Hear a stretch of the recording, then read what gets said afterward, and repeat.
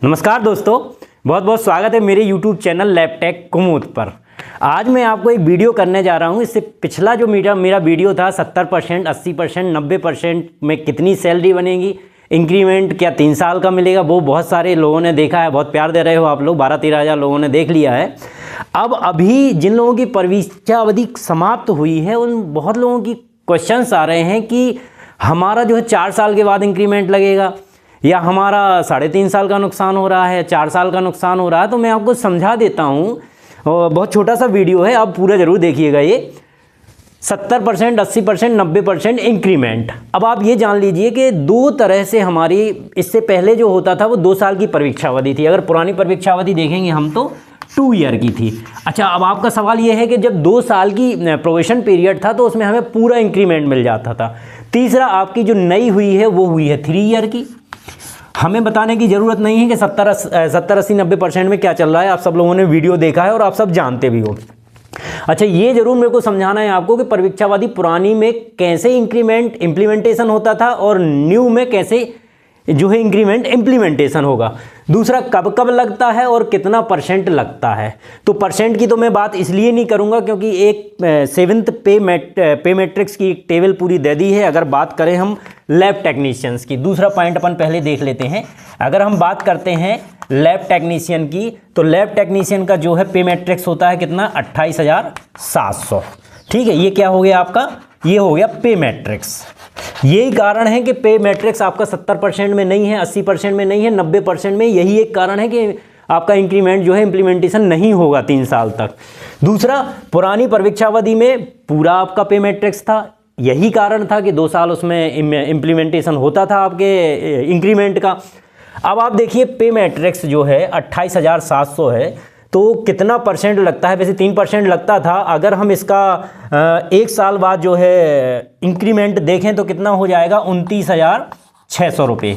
फिर दूसरे साल अगर हम देखें तो 30,500। ऐसे पूरा उसका टेबल में कैलकुलेशन है, आप जाके डाउनलोड कर सकते हो गूगल पे आप डाल के 7th पे मैट्रिक्स, तो वो आपको समझ में आ जाएगा अलग अलग ग्रेड पे का। चाहे वो लैब अटेंडेंट हो, चाहे वो लैब असिस्टेंट हो, लैब टेक्नीशियन हो, फार्मासिस्ट, कोई भी अगर पैरामेडिकल कैडर का हो, वो सारी चीज़ें देख सकता है कि उसका 1 साल में कैसे लगेगा। अब कब कब लगता है, तो ये 6 महीने में लगता है। तो ये 6 महीने का कतई मतलब ये नहीं है कि आपकी एक बार अगर प्रोबेशन पीरियड कंप्लीट हो गया तो आपका 2 बार लगेगा साल में। नहीं, ऐसा नहीं है। ये डेट ऑफ ज्वाइनिंग के हिसाब से उन्होंने सुविधा कर दी है। अब सपोज मान लो 2 बार कब लगता है, 1 जुलाई, दूसरा 1 जैन, मतलब 1 जुलाई और 1 जनवरी को 2 बार लगता है। तो हुआ क्या कि सपोज अगर मान लो एक कोई बंदा आ गया और उसने 2 जुलाई को ज्वाइन कर लिया, 2 जुलाई 2024 को उसने ज्वाइन किया, मान लो 3 साल बाद 2027 से 2028 जो भी होता है, तो उसका अगला कब लगेगा, उसका अगला लगेगा 1 जुलाई जो भी 3 साल में होगा। मतलब सीधा सीधा 11 महीने 29 दिन का उसका लॉस है। तो सरकार ने क्या चाहा कि भाई अब जैसे मान लो कोई जून में आ गया, किसी ने जून में ज्वाइन कर लिया, किसी में मई में ज्वाइन कर लिया। मैं जैसे अगर मैं बोलता हूं कि मेरी ही ज्वाइनिंग 29 मई की है, तो मेरा क्या इंक्रीमेंट 1 जुलाई को लग जाएगा? नहीं लगेगा। कम से कम इन दोनों डेट में 6 मंथ का ड्यूरेशन होना चाहिए। कितने महीने का होना चाहिए? 6 महीने का। सपोज अगर हमने 1 जुलाई को ज्वाइन किया था, 1 जुलाई 2021 को अगर ज्वाइन किए होते हम, तो 1 जनवरी 2025 को मेरा 3% या जो मैंने आपको ये पे मैट्रिक्स की एक टेबल बताई है वो इंक्रीमेंट लग जाता।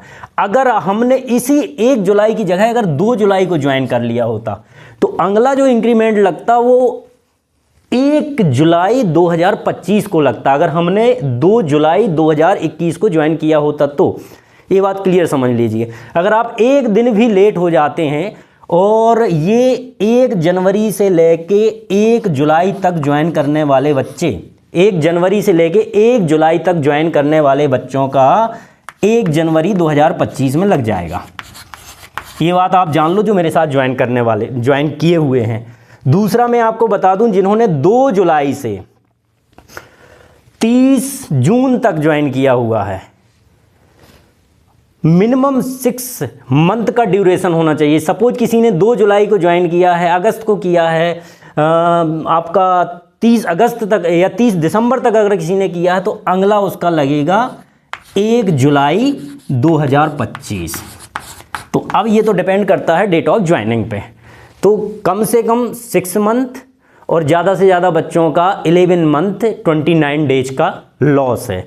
सीधी सी बात ये समझ लीजिए। अब आपको एक बात और मैं समझा दूं कि पुरानी परिवीक्षा अवधि में आपको पूरी सैलरी मिलती थी, ठीक है।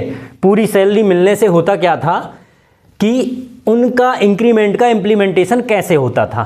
तो उनकी सैलरी का इम्प्लीमेंटेशन मैं बता देता हूं आपका कैसे होता था। दोनों मिलते थे। अब आपका सवाल ये होगा कि सर 3 साल की परिवीक्षा अवधि में हमें 3 इंक्रीमेंट क्यों नहीं मिल रहे हैं, उनको दो। अरे भाई, सरकार ने 70, 80, 90% स्टाइपेंड के रूप में देना ही चालू किया, तो वो क्यों देगा?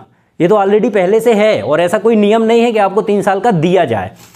अब पुरानी परिवीक्षा अवधि मान लो अगर 2 साल की किसी की हो गई, तो 2 साल में देखा जाता है कि 2 साल मान लो अगर 30 जून को किसी की परिवीक्षा अवधि कंप्लीट हो गई, तो उसका इंक्रीमेंट नेक्स्ट ईयर की 1 जनवरी को मिल जाएगा।